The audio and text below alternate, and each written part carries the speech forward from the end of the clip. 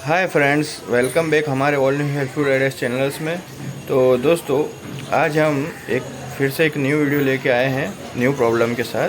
तो कभी कभी हमारी बाइक्स में जो चेन का आवाज़ आता है बहुत ज़्यादा ही आता है और चेन स्लिप होने का और चेन उतर जाने का रीज़न होता है।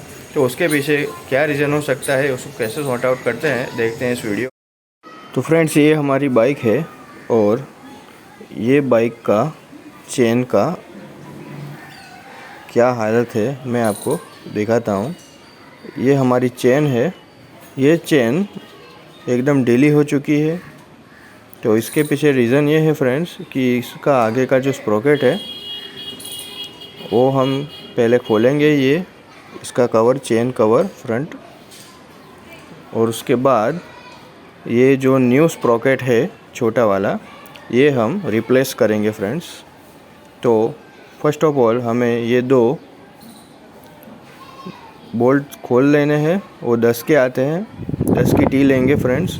ये पहला ऊपर वाला हम एंटी क्लॉकवाइज फिराएंगे और फिर नीचे ये बोल्ट ढीला कर देंगे।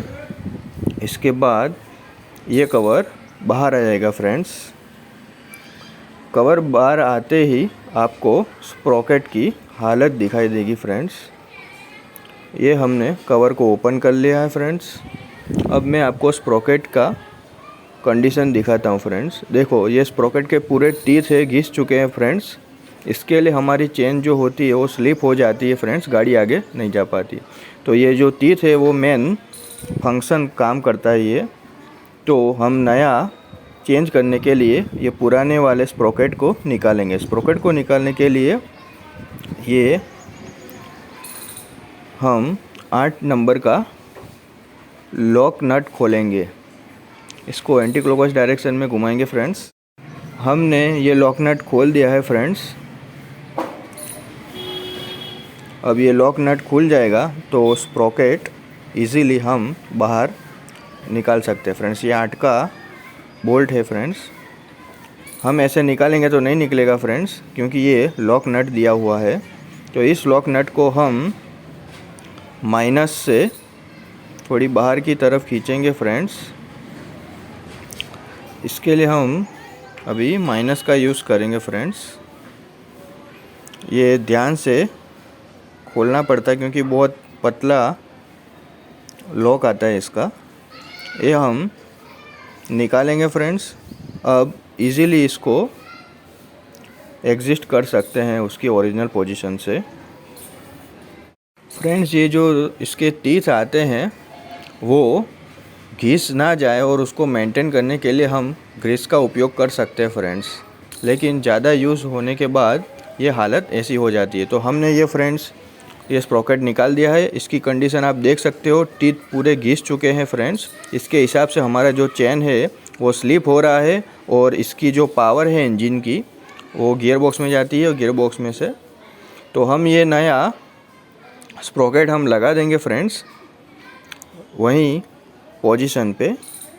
टीथ ओके हो गए तो चेन भी अपने ओरिजिनल फंक्शन में काम करेगा फ्रेंड्स और पावर पूरा पिछले व्हील को ट्रांसमिट करेगा। तो फर्स्ट ऑफ ऑल हमने ये नया स्प्रोकेट उसकी ओरिजिनल एक्सल पे हमने लगा दिया है।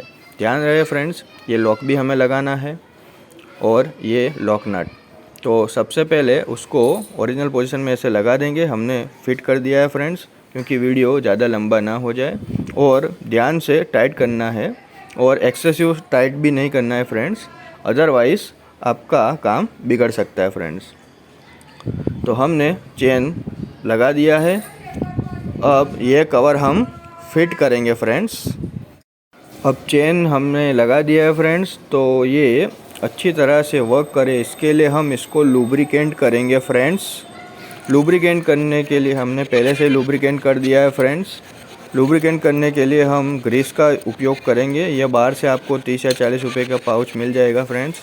और ये कवर वापस हम लगा देंगे फ्रेंड्स। आशा करता हूँ आपको मालूम पड़ गया होगा कि इसमें क्या। दोस्तों, वीडियो अच्छा लगे तो लाइक और शेयर करना मत भूलें और हमारे चैनल सब्सक्राइब करें, जिससे कि हम ऐसे वीडियो बना के आप तक पहुंचा सके। Thank you for watching.